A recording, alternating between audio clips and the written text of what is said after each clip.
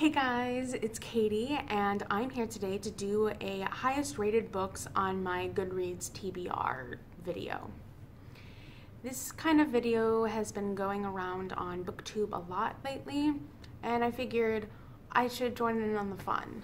And I'm also planning on doing a lowest rated books on my TBR on Goodreads video, just to kind of have a compare and contrast kind of thing. But I figured I'd start with the highest rated ones. Now, if you guys haven't seen my reorganizing Goodreads video, go check that out because I want you to be able to see kind of what I'm going to be doing.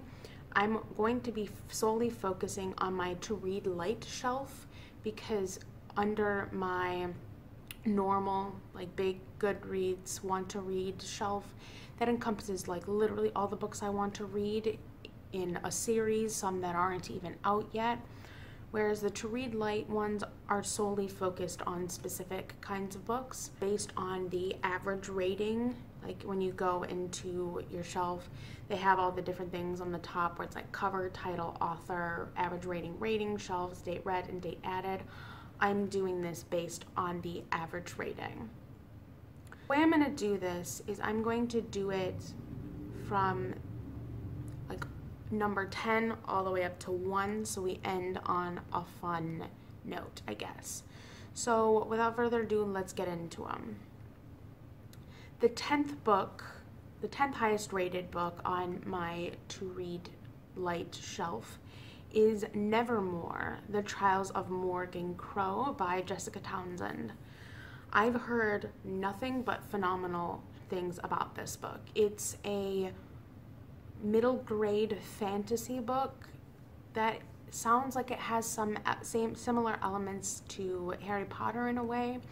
I think the way that it's been described to me, and a little bit that I've read based off of the summary, is there's this young girl by the name of Morgan Crow, and in her society, on your 11th birthday, she's said to die or something like that.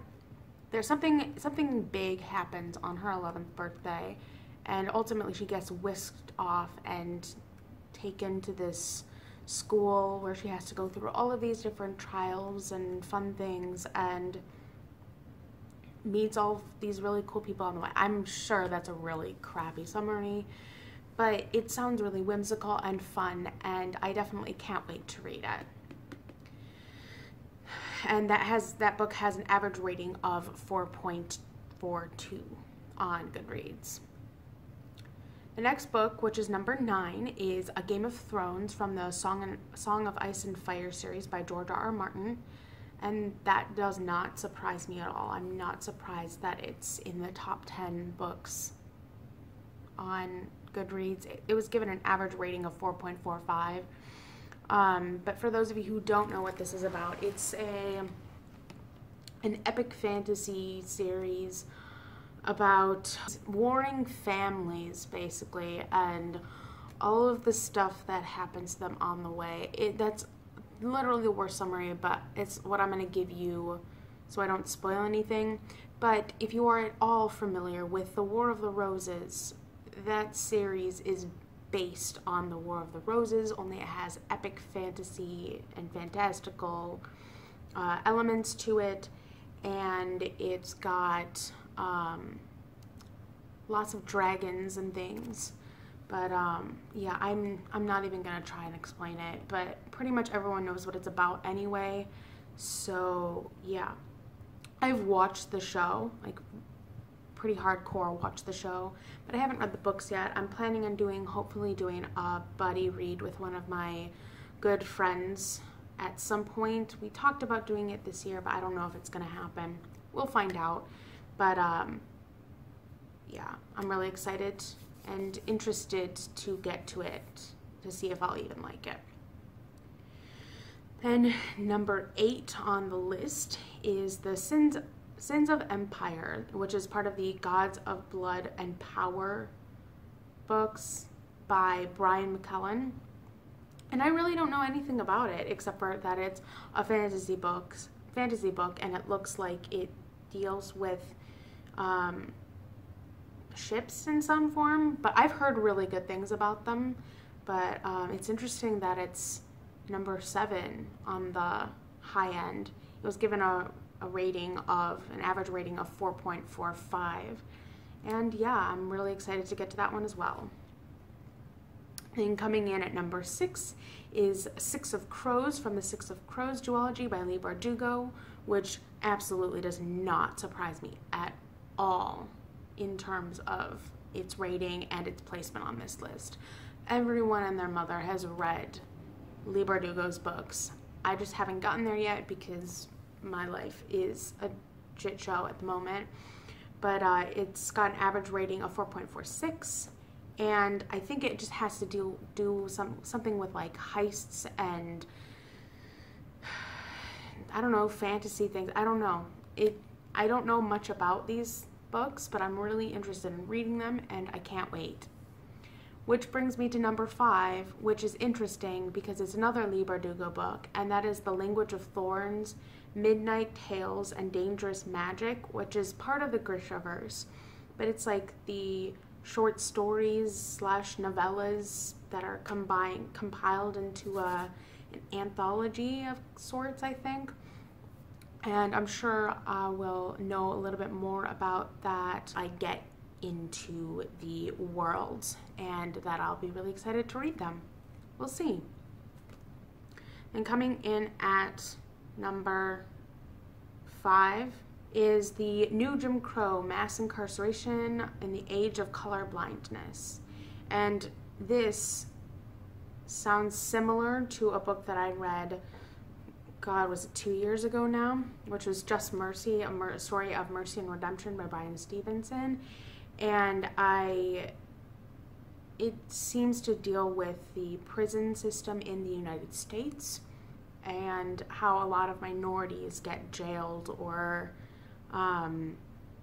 people are getting jailed for the smallest things in the world.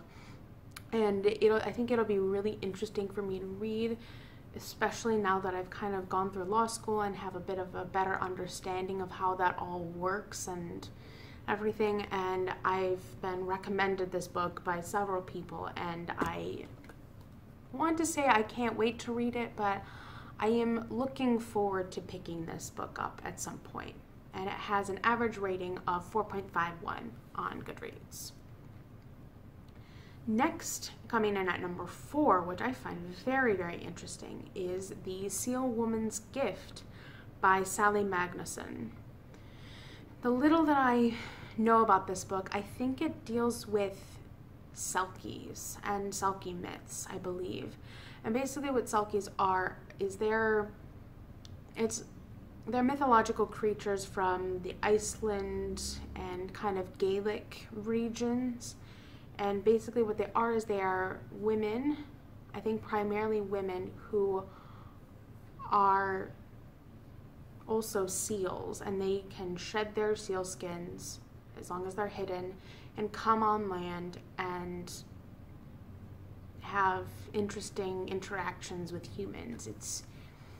And if that is kind of along the lines of what I'm thinking, I'm very, very interested in reading that book, because I love anything to do with like mythology, folklore, things like that.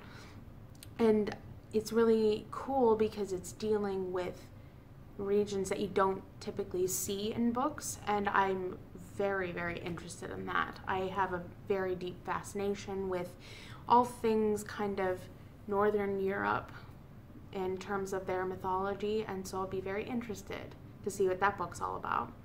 And I'm confused because it's got a rating of 4.29, but it's ranked higher, so I'm not sure why it's so high up, but it's there. Number 3, which is honestly no surprise whatsoever, is The Hate U Give by Angie Thomas. And this book seems to be dealing with a lot with the Black Lives Matter movement, and it's kind of a YA contemporary, I believe. And this book has gotten nothing but praise and good reviews, and I think it's being made into a movie soon. And I want to know more about that because gun violence in the States is ridiculous. So is the blatant racism that still exists. And so I want to see how Angie Thomas handled this topic, especially as its own voices, I believe. It's an own voices book, and so I just really, really love to read that and see what that's all about. I didn't say that book has an average rating of 4.56 on Goodreads.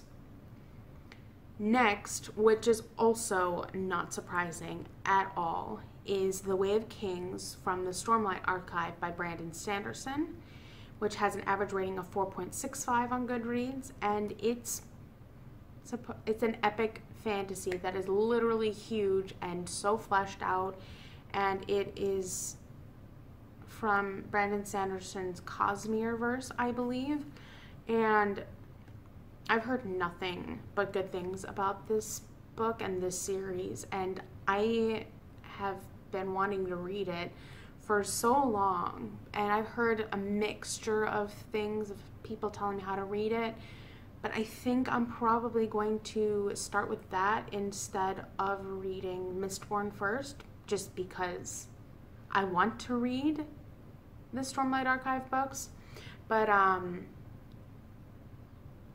not entirely sure what it's about, except for that it deals with, obviously, the title, A Way of Kings, but it's, I don't know, it's just epic fantasy, Brandon Sanderson, long book, just, that's all right up my alley, and I cannot wait to dive into that.